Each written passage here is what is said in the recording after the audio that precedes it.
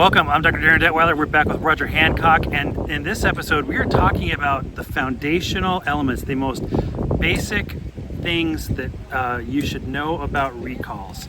And Roger, you've been in the corporate situation before, the corporate capacity, and if you were hiring a lawyer, a legal counsel, someone to be in charge of recalls, what would be the top few things that you would hope that they would know as the most foundational information about recalls? Yeah, that's a really good question, Darin, because when people think about recalls, they tend to think of it from their own perspective, and they know their own details, and there are hundreds. But every recall has three parts, essentially. First, you have some defective products.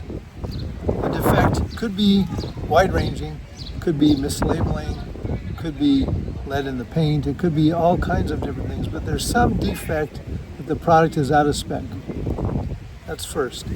And what you need to know there is how broad the defect is, how much product is affected, and that can take some real investigation and some ferreting out to make sure that you are comprehensive in covering all the defective products. So that's number one. Before you go to number two, can that defect be looked at as even having different dimensions? It could be that it came to you defective, or that it became defective, like in your hands. Or even after it left your hands, but before it got to your customer's hands in transit.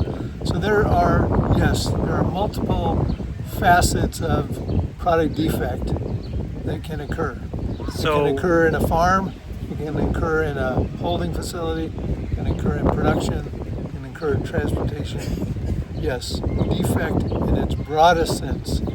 so if it's a defect in, let's say, an ingredient, and you've now put that into your product, that's your issue. That's your responsibility as well, not Exactly. just the issue or responsibility of whoever was the originator of that ingredient. That's exactly right. And if you are involved in a recall, you're going to have to both be involved in the ingredient recall, which is capturing all of the ingredient that is left as an ingredient and removing it from sale, and you're going to be involved in a recall of any production that you've made post-ingredient and capturing all of that product that contains the defective ingredient. So very complex. As I said, there's millions of details, but only three key elements.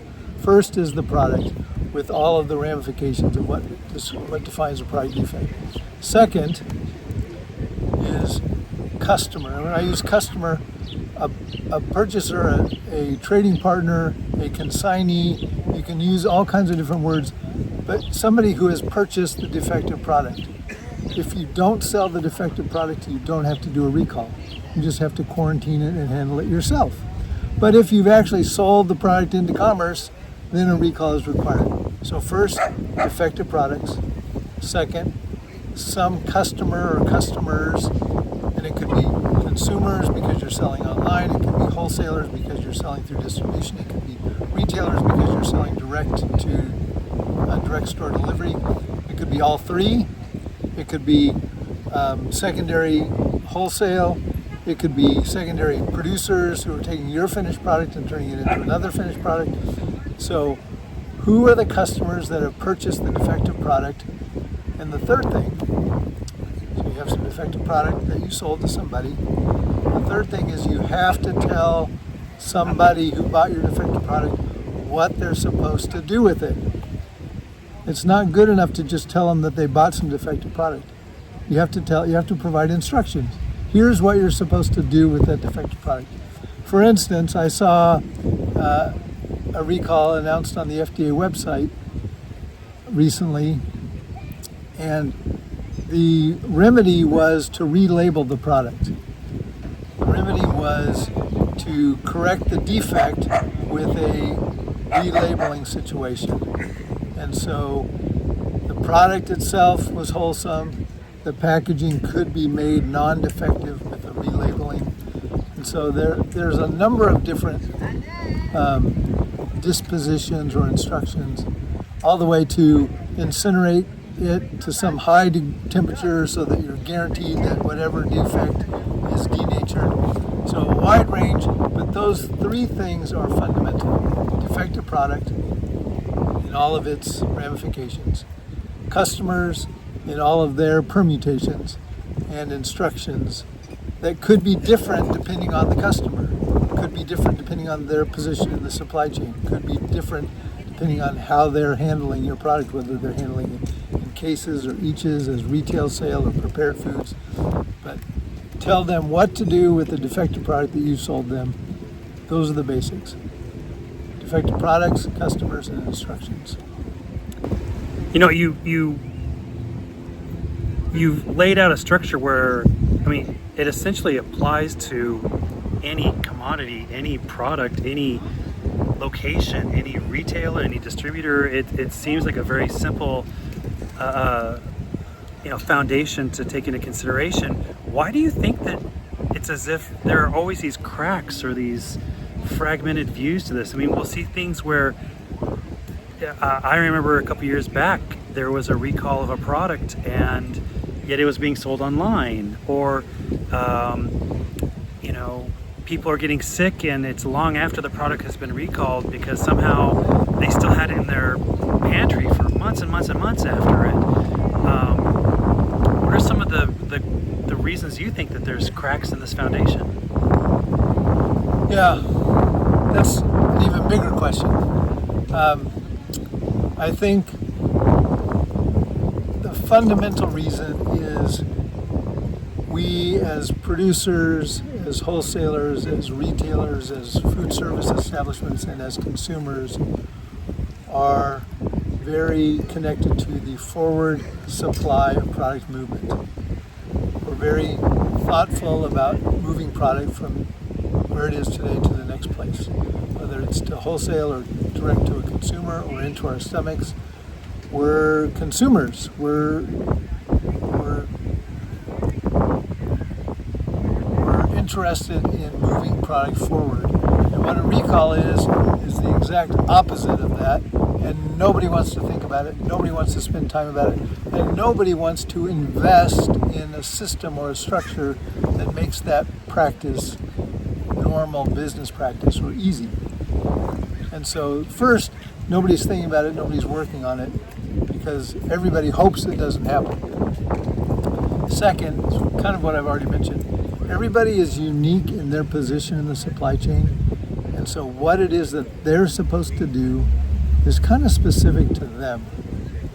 So, if you're even a consumer and you have this product in your pantry and it's stored way up on the top shelf because you only get it down during the holiday season, and you hear about this recall in August, well, by the time the holiday season rolls around, you've long forgotten about that recall and you still have that product way up there where you can't reach it until you need to, and so you pull it down and then you're consuming recalled products or you're serving recalled products.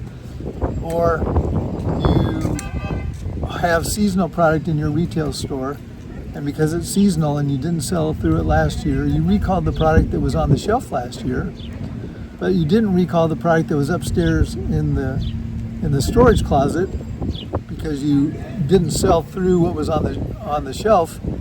And then the next holiday season rolls around and you say, or the next fall rolls around and you say, oh, we're going to pull out the seasonal product from upstairs. And again, you might even have a whole new crew of people doing the work that don't know anything about the recall. So depending on where you are in the supply chain and what your practices are, taking the action and being prompted to take the action that you need to take is a hard thing to do from a recalling company in a blanket way. It's a hard thing to give everybody the exact information that they need to have so that they can do the right thing. And then getting them to take action is hard because people don't want to do recalls. They want to be moving in the other direction. So those are really the two reasons that I think it's hard to get recalls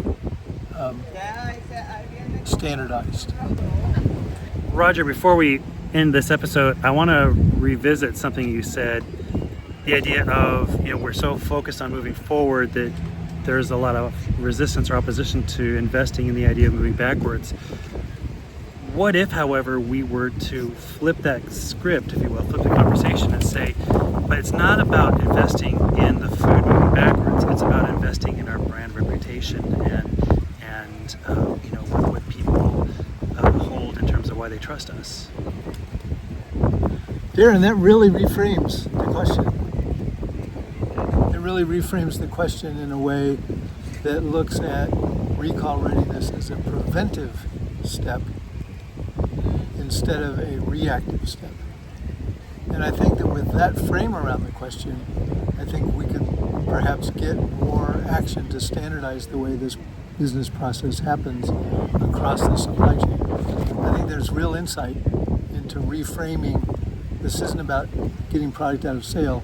This is about protecting our brand and having in place a system that will help us protect our brand when we're going to need to do it, because sooner or later we will need to do it for whatever reason. Yeah, it's a great reframe. Well, thank you. I thought it was good myself. Yeah. When we come back in our next episode, we're going to talk about actually preparing for a recall. And we'll see you when we come back.